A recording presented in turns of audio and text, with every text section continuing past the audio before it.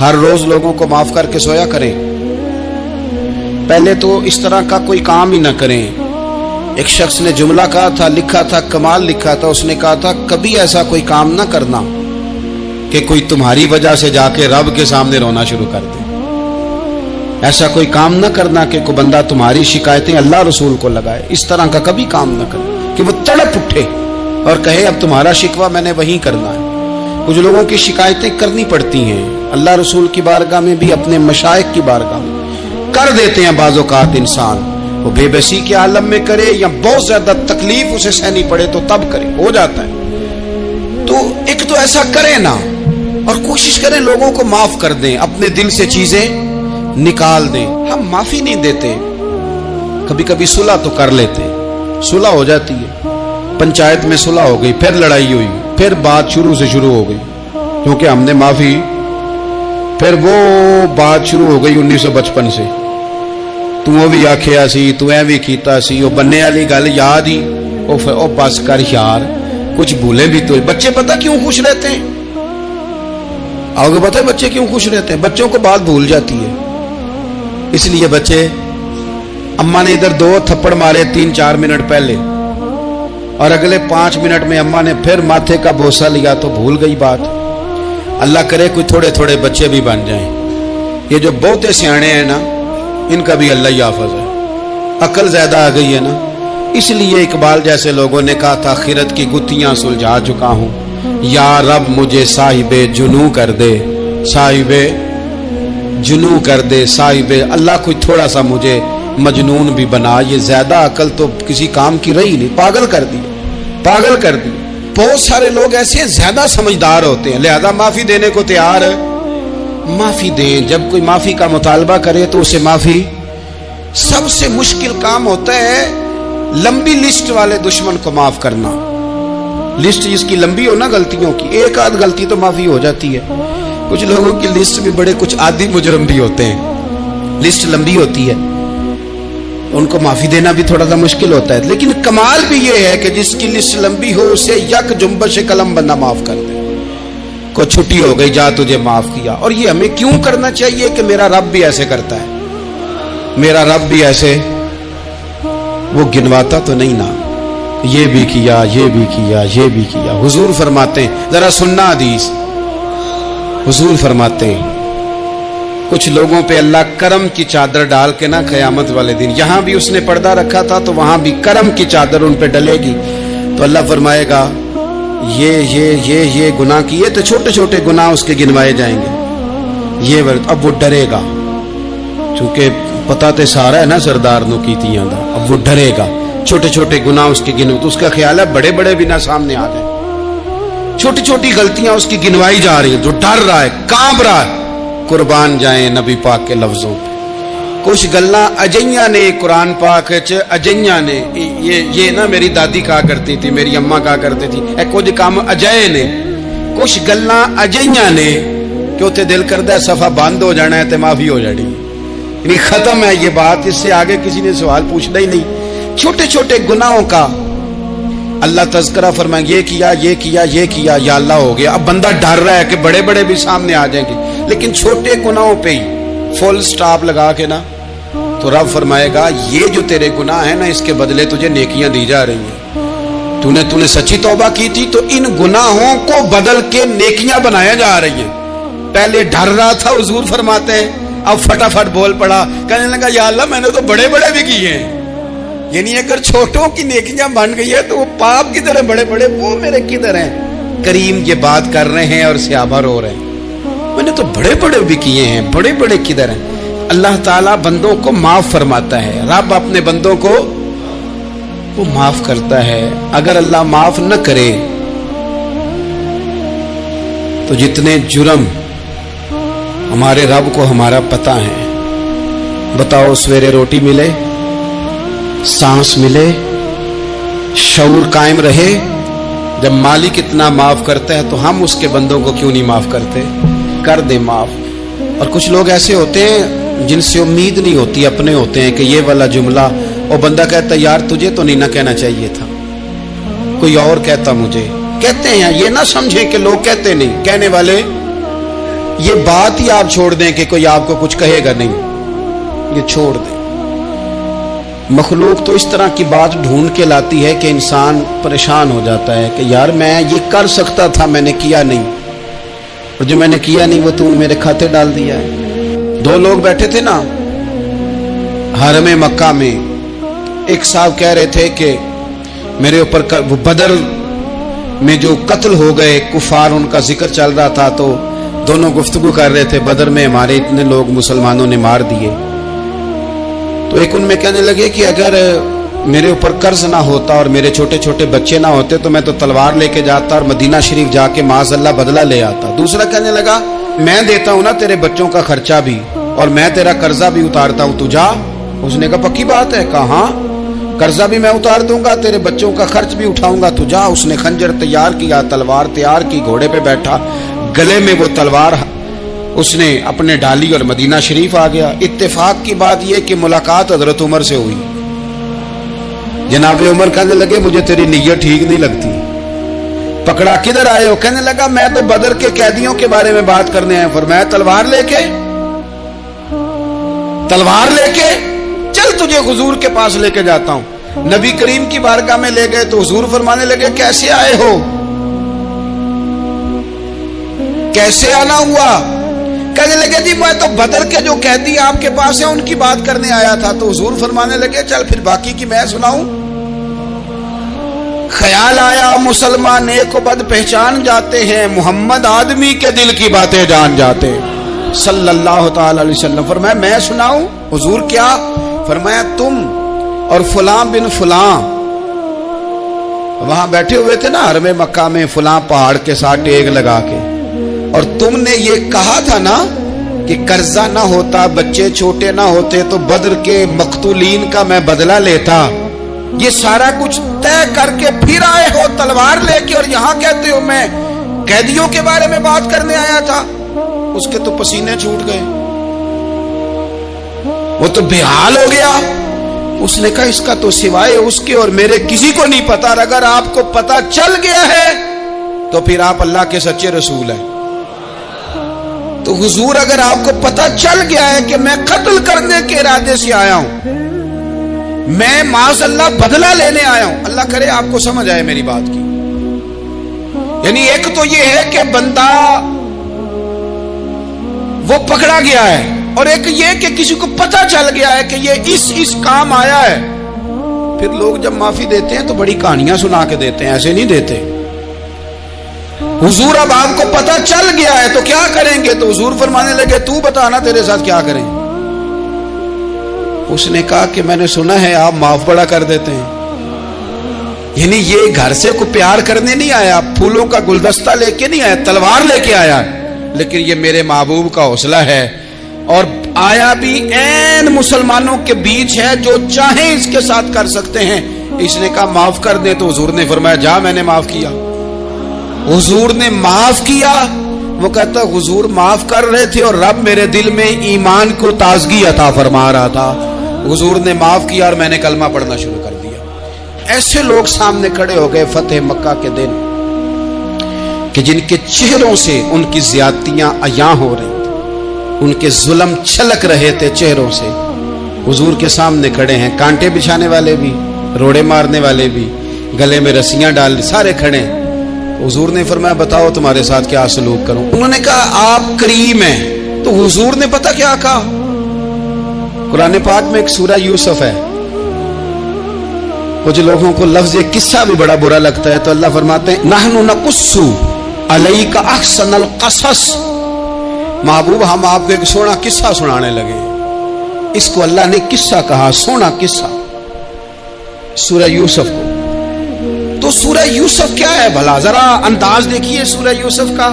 پہلے حضرت یوسف لاڈلے ہیں باپ کے، لاڈلے، پھر اسی جناب یوسف کے منہ پہ تماچے ہیں، پھر وہی جناب یوسف کنویں میں ہیں، پھر کنویں سے بچ گئے۔ کنویں میں گرا بھی بندہ کبھی بچتا ہے، بچ گئے، اللہ کی شان ہو تو بچ جاتا ہے، بچ گئے۔ فرماتے ہیں میں نے سمجھا بچ گیا ہوں، جب بچ گیا تو بڑی تکلیف ہوئی۔ بھائیوں نے کہا ہمارا غلام ہے، ہم نے بیچنا ہے۔ سگے بھائیوں نے بیچا، جو باپ کی طرف سے سگے تھے بیچا، فرماتے ہیں میں بکا، اب بڑا پریشان تھا کہ یار کبھی آپ غور کریں نا کسی کا ریٹ لگ جائے. فرماتے ہیں اب بڑا پریشان تھا، اور جب میں مصر میں گیا تو میں کونے میں کھڑا ہوں اور لوگ مجھے خرید رہے ہیں. محبت میں یہ قصہ سنانا تو آسان ہے کہ بی بی اٹی لے کے آ گئی تھی، پر جو بیکرا ہے اس کا بھی تو حال دیکھو نا کیا ہے، اس کا ریٹ لگ رہا ہے. یہ بھی تو بڑی. اور جناب یوسف کہتے ہیں پھر عزیز مصر نے خرید لیا تو بادشاہ کے گھر گیا تو کچھ سکھ کا سانس آیا. یہ حضرت یوسف ہیں، یہ لاڈلے ہیں. فرماتے ہیں سکھ کا سانس لیا ہی تھا کہ جناب زلیخا نے الزام لگایا، اور وہ غلطی معاذ اللہ جس کا تصور بھی نہیں، اس کی پاداش میں سالوں جیل کاٹا. لیکن خدا کی حکمت ہے نا، اللہ کا کرم ہے نا، جس ملک کے وہ قیدی تھے رب نے اسی ملک کا حکمران بھی بنا دیا. یہ اللہ کی حکمت ہے نا، تقاضے ہیں نا. صبح کے تخت نشین شام کے مجرم ٹھہرے، ہم نے پل بھر میں نصیبوں کو بدلتے دیکھا. وہ جو چاہے جب چاہے کر دے. تو جب وہی بھائی مجبور ہو کر سوالی بن کر سامنے آئے ہیں، پتہ کیا ہوتا ہے، بندہ معاف کر دیتا ہے. بہت سارے لوگ معاف کرتے ہیں پر کہانیاں سنا کے، پتہ جے نا ادو کی آکھیا ساجے، پتہ جے نا ادو کی کیتا ساجے، پھر پتہ جے نا تسی اے بھی آندے سو. یہ ساری کہانیاں سنا کے. لیکن حضرت یوسف کے سامنے کھڑے ہو گئے. جناب یوسف نے بات چھیڑی کوئی نہیں، فرمایا تم سے بات ہی کوئی کرنی، جاؤ تمہیں سارا کچھ معاف کیا. اب جب یہ لوگ مکے والے حضور کے سامنے کھڑے، اس طرح معافی دینی چاہیے. یہ جب سامنے کھڑے ہوئے تو حضور نے فرمایا پتہ ہے تمہارے ساتھ کیا سلوک کرنے والا ہوں؟ کہا حضور نہیں. فرمایا وہی جو جناب یوسف نے بھائیوں کے ساتھ کیا تھا. پچھلا صفحہ پلٹنا ہی کوئی نہیں، جاؤ تمہیں معاف کیا، جاؤ تمہیں معاف کیا، جاؤ تمہیں معاف کیا. اور صرف معاف نہیں کیا، ساتھ عزت بھی دی. سب سے زیادہ مقابلے تو حضرت ابو سفیان نے کیے تھے نا، آخر تک وہ آئے تھے. آج وہ کلمہ پڑھ رہے ہیں، سردار ہیں، کلمہ پڑھ رہے ہیں. تو نبی پاک نے صرف معافی نہیں دی، عزت بھی دی. فرمایا جناب ابو سفیان چونکہ اب مسلمان ہو گئے ہیں، میں سب کو معاف کرتا ہوں. جو اپنا اندر سے دروازہ بند کر لے اسے بھی معاف کرتا ہوں، اور جو ابو سفیان کی حویلی میں آ جائے اسے بھی معاف کر دوں گا. تو ابو سفیان وہ کہتے میں حیران ہی ہو گیا کہ اتنی بڑی بات، معافی بھی دی اور ساتھ عزت بھی دی. تو آج جو سبق آپ کی خدمت میں میں نے عرض کیا ہے، اس کو آپ امید ہے یاد رکھیں گے. ایک تو یہ کہ معافی مانگ لیں. اگر کسی جگہ ہمارا معافی مانگنا، اگر ہم سمجھتے ہیں، ہمارا دل ضمیر گواہی دیتا ہے کہ مجھے معافی مانگنی چاہیے، تو معافی مانگیں. اور دوسرا پھر معافی دیں بھی، اور معافی دیں، سیاسی صلح نہ کریں. معافی دیں تو پھر واقعی دیں، دل سے دیں. اور آخری بات یہ کہ جس طرح ہم نے لوگوں سے معافی لینی ہے اور معافی دینی ہے، اسی طرح جہاں ہم سے شرعی قباحتیں ہوئی ہیں، اخلاقی کمزوریاں ہوئی ہیں، ایک بات تو اچھی طرح سمجھ لیں کہ نفل پڑھنے سے حقوق العباد نہیں معاف ہوتے، وہ بندے سے معافی مانگنے سے ہی ہوتے. ساری رات کو بندہ تسبیح پڑھے اور کہے کہ میں نے اماں کی نافرمانی کیا تو معافی ہو جائے گی، نہیں، وہ اماں ہی معاف کرے گی تو معافی ہوگی، وہ ابا ہی معاف کرے گا تو پھر ہی معافی ہوگی. میں پرسنلی بعض چیزوں کو نوٹ کرتا ہوں اور مجھے ان کا بڑا خیال رہتا ہے. میں محسوس کرتا ہوں کہ نہ چاہتے ہوئے بھی ہمارے رویے سے بعض لوگوں کو تکلیف ہوتی ہے، نہ چاہتے ہوئے. تو حقوق العباد کے مسئلے میں ہم زیادہ کمزور ہو جاتے ہیں. آج یہ سوچنا ہے کہ وہ جو میری ذمہ داریاں ہیں، جو شریعت نے، دین نے، اسلام نے، اور کچھ میں نے خود کہیں شاگرد بن کر، کہیں ارادت مند بن کر، کسی جماعت کا ممبر بن کر، کسی مسجد کی ذمہ داری لے کر، کسی ویلفیئر کام کی ذمہ داری لے کر، کسی غریب کی ذمہ داری لے کر، کسی مزدور کی ذمہ داری لے کر، جو میں نے اپنے اوپر خود چیزیں ضروری قرار دے لی ہیں، میں ان میں کہاں تک کامیاب ہو سکا ہوں اپنی ذمہ داریوں کا. حضرت معاویہ بن خدیج رضی اللہ تعالیٰ عنہ ایک صحابی ہیں، وہ فرماتے ہیں کہ مجھے حضرت عمر نے کہیں بھیجا تھا جہاد کے لیے، تو میں وہ کامیابی کی خبر لے کر دوپہر کو لوٹا. تو عرب شریف کے اندر چونکہ گرمی زیادہ ہوتی ہے، میں نے مناسب نہیں سمجھا کہ میں حضرت عمر کو دوپہر کو جگا کے خبر دوں کہ حضور بے فکر ہو جائیں، اللہ نے کامیابی دے دی. میں نے شام ہونے کا انتظار کیا. یہ ان کے اچھے اخلاق کی علامت. आला ज़रफ़ी की बात बता रहे हैं। कहते मैंने शाम होने का इंतजार किया, मगरिब के वक़्त या असर के वक़्त मेरी मुलाकात हुई तो मैंने हज़रत उमर से कहा कि हुजूर अल्हम्दुलिल्लाह अल्लाह ने कामयाबी दे दी, जिस मुहिम पे आपने भेजा था वो अल्लाह के फजल से उस मुहिम से कामयाबी हो गई। तो हज़रत उमर फरमाने लगे देर से क्यों आए, मुझे तो उम्मीद थी कि तुम सरे दोपहर आ जाओगे। मैंने कहा हुजूर मैं दोपहर को ही गया था,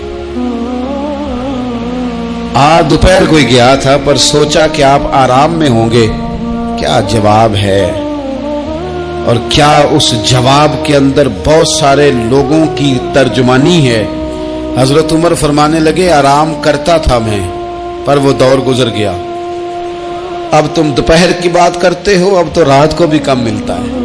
वो था एक दौर। अब जब अपने जिम्मे खुद जिम्मेदारियां ज्यादा ले ली, अब क्या पता कि कोई कहां से चल पड़ा है तुझे मिलने को। वो दौर गुजर गया जब तू सोता था, मन चाही जिंदगी बिताता था। अब तूने खुद ये फैसला किया है। अब तो मैं भाई, तुम दोपहर की बात करते हो, मैं तो रात को भी गश्त करता हूं कि कोई जरूरतमंद तो नहीं, कोई हाजतमंद तो नहीं। तो जो हमारे जिम्मेदारियां हैं उनमें नाजुक हद तक इमाम बहकी रवायत लाए हैं।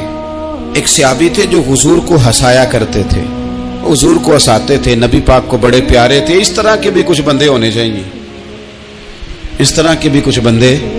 सहाबा किराम अलैहिम रिदवान फरमाते हैं जब हुजूर गमे उम्मत में परेशान होते थे तो हम मुंतज़िर होते थे कि कभी वो हंसाने वाला आज आ जाए ना, दो चार बातें ऐसी कर जाए ना हंसाने वाली, तो मामला ठीक हो जाए। कुछ लोग ऐसे होते हैं जिनको देख के ही चेहरे पर ताजगी आ जाती, मिसले तावीज होते हैं ना कुछ लोग, वो जब भी मिलते हैं शिफा होती है।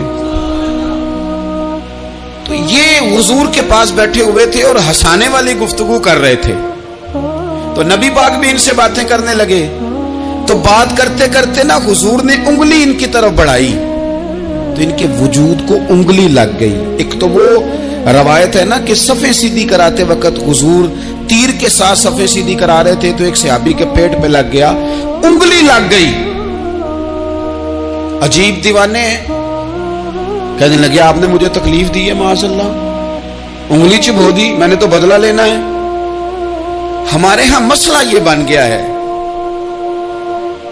कि कोई बड़ा आदमी भी अपने आप को कानून के हवाले नहीं करता। मुल्क से लेकर उम्मत मुस्लिमा के कुल मसाइल तक हमारे मुल्क के अंदर हर बंदा, उसका मिजाज होता है कि वो अपने आप को कानून से भलातर समझता है। लाइन में लगना लोग पसंद नहीं करते। ये एक बहुत बड़ा मसला है। हुजूर सल्लल्लाहु अलैहि वसल्लम की उंगली लग गई तो कहने लगे आपने तो मुझे तकलीफ दी है, मैं तो बदला लूंगा। तो हुजूर ने फरमाया ले ले बदला। अपने आप को कानून के हवाले बड़ा आदमी जब करता है तो कानून की इज्जत बढ़ती है, कानून का वकार बढ़ता है, सोसाइटी के अंदर फिर ताकतवर कानून हो जाता है। लेकिन जब गरीब आदमी के लिए कानून और हो और अमीर के लिए कानून और हो, तो असल मामला तो कानून की बालादस्ती का है, आईन की पासदारी का है, उसूलों पे खड़े होने का है। तो नबी पाक सल्लल्लाहु ताला अलैहि वसल्लम से कहा कि मैं, हुजूर ने फरमाया ले लो बदला। ये हुकूकुल इबाद की नजाकत अर्ज कर रहा हूं, ले लो बदला। उन्होंने कहा जी पेट से कपड़ा हटाइए, तो हुजूर ने पेट से कपड़ा हटा दिया। तो बड़े दीवाने आदमी थे, उन्होंने उम्मत को बताना था कि कुछ इस तरह के रंग भी होते हैं मोहब्बत करने के लिए, उल्टी ही चाल चलते हैं दीवान गाने इश्क, आंखों को बंद करते हैं दीदार के लिए। इस तरह भी कभी कभी होता है। कपड़ा हुजूर ने हटाया तो उन्होंने नबी पाक के जिस्म नूर को चूमना शुरू कर दिया। कहने लगे दिन बड़े हो गए थे, मौका नहीं को बन रहा था, तो चलो ये एक मौका मिला है, हुजूर आपको किसी के साथ ज्यादती कर सकते हैं। तो मैं तो मौका तलाश कर रहा था, और मेरे भाई नमाज का भी मौका तलाश करते थे सहाबा, जिहाद का भी मौका ढूंढते थे, पर महबूब से मोहब्बत का भी मौका ढूंढते थे।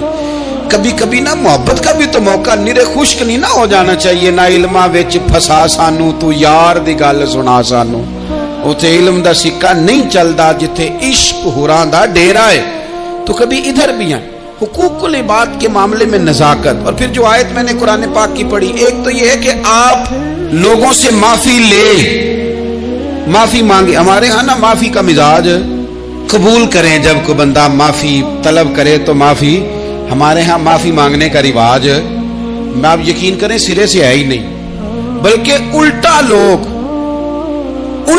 चढ़ाई कर जाते हैं, कहते हैं ओहो तुमने माफी मांग ली है तो मामले खत्म हो गए। और जो आदमी, मैं बड़े जमाने से कह रहा हूं कि मेरे मुल्क में एक रिवाज बनता जा रहा है, जिसकी जुबान जितनी ज्यादा सख्त होती है उसका उरूज उतना ज्यादा होता है। जो थोड़ा सा शराफत का मुजाहरा करे लोग उसे बुज़दिल समझ लेते हैं। अजीज भाइयों, अपनी जिंदगी में माफी मांगने का मिजाज बनाएं। आप तलब करें कि यार मुझसे गलती हो गई, मैं इंसान हूं। आप यकीन करें ढेर सारे लोग हैं जिनके जिम्मे ढेरों माफियां हैं, लेकिन उनका मिजाज नहीं, उनकी तबीयत नहीं, उनका तकब्बुर आड़े आ गया है। और मेरे नबी पाक सल्लल्लाहु ताला अलैहि वसल्लम ने फरमाया था, यही बदला दे दो, किसी का देना है तो यही माफी ले लो, यही। वरना फरमाया याद रखना कयामत के दिन तो इस तरह होगा कि अगर सींग वाली बकरी ने बगैर सींग वाली बकरी को मारा होगा, उसे भी कयामत में बदला देना पड़ेगा। यही माफी तलाफी ले लो, यही। तो हमारे यहाँ मिजाज नहीं, मिजाज बनाए ना आप, माफी का मिजाज बनाए। रस्मी वैसे माफियां मांगते हैं, आज पे जा रहा हूं भाई अगर कोई हो गई तो माफ कर देना, ये तो रस्म है, तो बड़ी दुनिया अदा करती। आपको पता है कहाँ आपको माफी लेनी है। तो जहां जहां इस तरह के मामलात हैं वहां आप क्लियर करें। सही बुखारी में हदीस है, हजरत अबू ज़र गिफारी से जब किसी ने कहा कि आपने उसी तरह के कपड़े खुद पहने हैं जिस तरह के आपके गुलाम ने पहने, ये क्या मामला है? तो फरमाने लगे, एलानिया खुद बताने लगे, फरमाने लगे मुझसे एक दफा गलती हो गई थी, मैंने एक गुलाम को झिड़क दिया था, तो नबी पाक ने मुझे तंबीह फरमाई, तो मैंने उस गुलाम से माफी भी मांगी, और उस दिन से लेकर आज तक मैं जिस तरह का खुद लिबास पहनता हूं उसी तरह का अपने गुलाम को पहनाता हूं। तो वो खुद बयान कर रहे हैं, वो लोग इजहार कर रहे हैं कि हमने यहां नबी पाक अलैहिस्सलातु वस्सलाम के तंबीह करने पर हमने अपने गुलाम से, खादिम से या किसी गुलाम से माफी मांगी। तो माफी मांगने से बंदे का कद कभी छोटा होता है? मेरे नबी पाक अलैहिस्सलाम ने फरमाया, जो माफी मांग ले अल्लाह तो उसकी इज्जत में इजाफा कर दिया करता है। तो इसलिए एक तो जहां ये मामला है वहां, और दूसरी जो आयत मैंने तिलावत की उसमें अल्लाह कहता है कि गुस्सा पी भी जाओ, माफी मांगो भी और माफ कर भी दो। वल काज़िमीनल गैज़ वल आफ़ीना अनिन नास, फरमाया वो लोग जो गुस्सा पी जाते हैं और लोगों से दरगुजर करते हैं, लोगों से दरगुजर करते हैं। वल्लाहु युहिब्बुल मुहसिनीन, अल्लाह इन एहसान करने वालों से मोहब्बत फरमाता है, इनसे अल्लाह प्यार करता है। तो रब फरमाता है जो गुस्सा पी जाते हैं, वल आफ़ीना अनिन नास, और लोगों से दरगुजर करते हैं, एक तो माफी मांगे और दूसरा माफ कर भी दे। अगर दिल में कोई बात हो तो माफ। तो जो जहां शरीयत की मुखालफत की है वहां भी माफी मांगे, अल्लाह के हुजूर गिड़गिड़ाएं, तौबा करें, और तौबा बदल जाने वाली करें, तब्दील हो जाने वाली तौबा करें। माफी मांग भी ले, माफी दे भी दे। और आपसे ये भी गुजारिश करूंगा कि जहां अल्लाह रसूल की हमसे नाफरमानी हुई है वहां तन्हाई में 2 नफल पढ़ के, तन्हाई में अल्लाह ताला से भी माफी के खास्तगार